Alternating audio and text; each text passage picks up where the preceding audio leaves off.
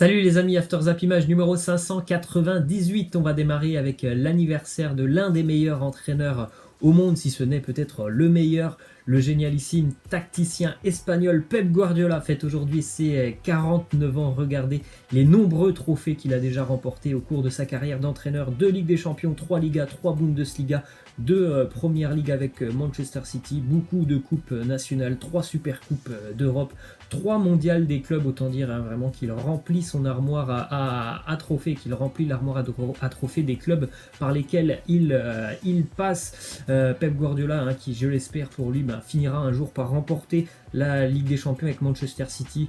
Je pense que c'est vraiment son objectif, puisqu'il a tout remporté sur le territoire national avec les Sky Blues.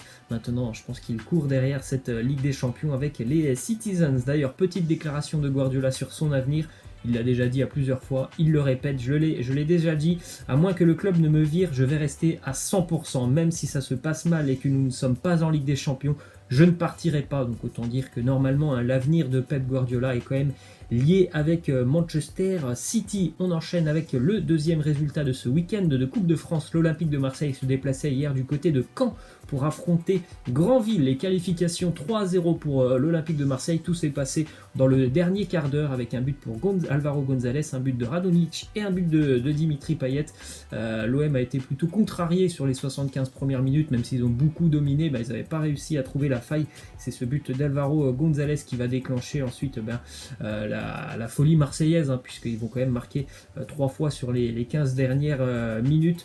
À noter encore une fois un très, très joli but pour Dimitri Payet dans le temps additionnel et très bonne performance aussi pour Radonjic qui continue de marquer. Il est vraiment sur une très très bonne période depuis plus de 2 mois. Petite statistique d'ailleurs pour Alvaro González qui a inscrit donc le premier but de sa carrière sous le maillot marseillais. Premier but qui intervient donc après son 14e match avec l'Olympique de Marseille. Et d'ailleurs, petite statistique intéressante, il n'a jamais perdu Alvaro González avec l'Olympique de Marseille. 10 victoires et 4 nuls sur les 14 matchs qu'il a joué. Autant dire que c'est un petit peu un talisman pour l'effectif marseillais. Ensuite, la commission supérieure d'appel de la Fédération française de football a confirmé la suspension de Fred Demby. Donc Fred Demby ne jouera pas face à Angers. C'était le joueur de Rouen qui avait retiré son maillot pour rendre hommage à Nathaël Juelan la semaine dernière. Malheureusement pour lui, il ne jouera pas ce week-end face au SCO Angers. On continue avec 2 petites infos du côté de l'Olympique Lyonnais. Déjà, le jeune Pierre Kalulu, 19 ans, est convoqué pour la première fois de sa vie, tout simplement avec le groupe professionnel de l'Olympique Lyonnais. C'est le frère de Aldo Kalulu qu'on connaît très bien. Il est passé, donc les 2 frères d'ailleurs de Pierre Kalulu, Gédéon et Aldo, sont passés par la formation lyonnaise. Aldo Kalulu évolue pour le moment du côté de Swansea et Gédéon avec l'AC Ajaccio en Ligue 2.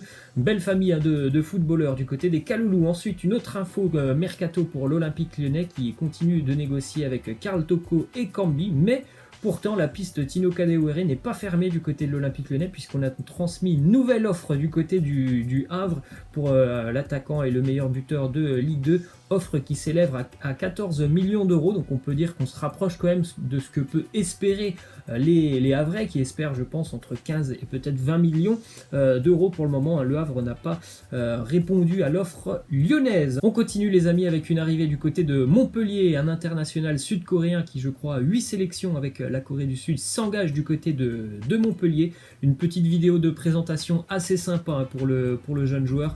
On avait l'intendant de Montpellier qui se posait des questions par rapport à l'orthographe du nom du joueur sud-coréen, et le joueur sud-coréen arrive, donc vous pouvez retrouver la vidéo sur les réseaux sociaux Montpellier.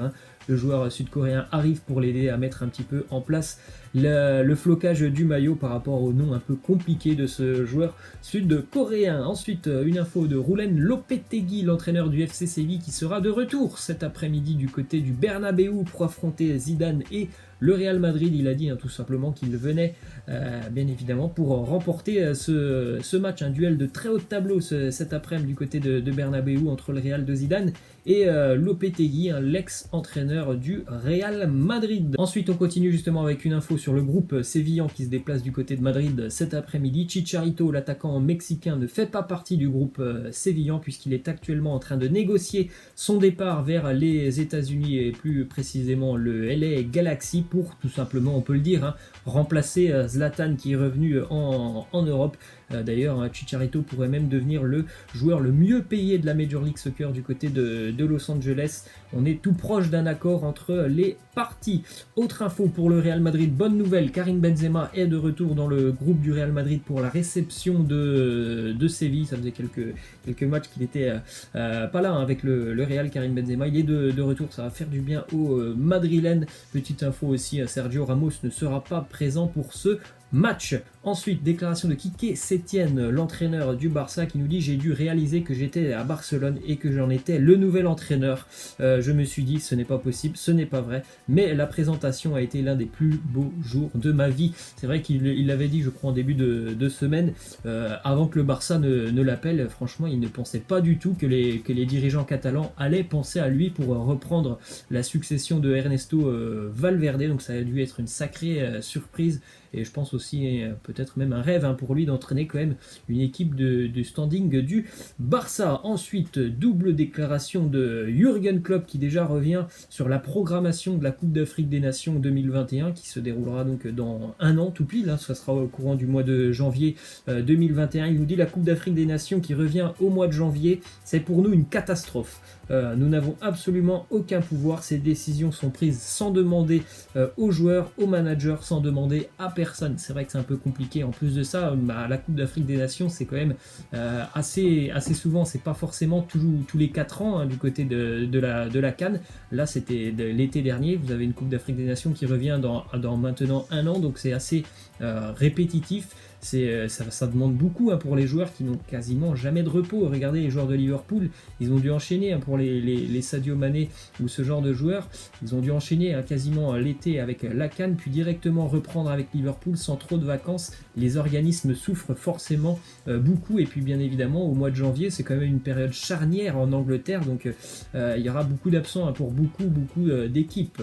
Ensuite, une déclaration de Klopp sur le match qui opposera Liverpool à l'Atlético en Ligue des Champions. Un très joli duel. Jürgen Klopp qui espère que l'Atlético ne va pas recruter Edinson Cavani, car même s'ils ne le font pas, ce sera un adversaire très compliqué de toute façon. Donc il l'a dit, franchement, il espère que l'Atlético ne va pas se renforcer avec Edinson Cavani. Ensuite, José Mourinho a déclaré en conférence de presse que l'Inter Milan n'avait pas encore transmis d'offre à Tottenham pour Christian Eriksen, même si Eriksen a trouvé un accord avec l'Inter Milan, mais pour le moment, les interistes n'ont pas transmis d'offre financière du côté de Londres. Ensuite, une arrivée du côté de l'Inter, on en parlait depuis quelques jours. Ashley Young s'engage donc avec les interistes. Il a posé avec ses nouvelles couleurs, quelqu'un vraiment de très expérimenté qui va encore donner un peu plus de profondeur dans le secteur défensif à l'Inter Milan. Ensuite, du côté de l'Atalanta Bergame, on a annoncé avoir levé l'option d'achat de l'attaquant Duvan Zapata, qui était quand même prêté depuis l'été 2018 par la Sampdoria. Donc option d'achat levée. En même temps, c'est logique. C'est un excellent buteur, Duvan Zapata,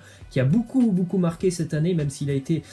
faut se rendre compte que cette année, il a été quand même blessé quasiment 2 mois et demi sur la fin d'année 2019, et ça ne l'empêche pas pourtant d'avoir des statistiques impressionnantes avec l'Atalanta cette saison, à hauteur de déjà à peu près, me semble-t-il, 10 buts en à peu près 15 matchs, toutes compétitions confondues. Ensuite, une autre info, il y a 3 ans, un mannequin russe avait porté plainte contre Théo Hernandez après une nuit passée avec le joueur à Marbella, porté plainte tout simplement pour un viol.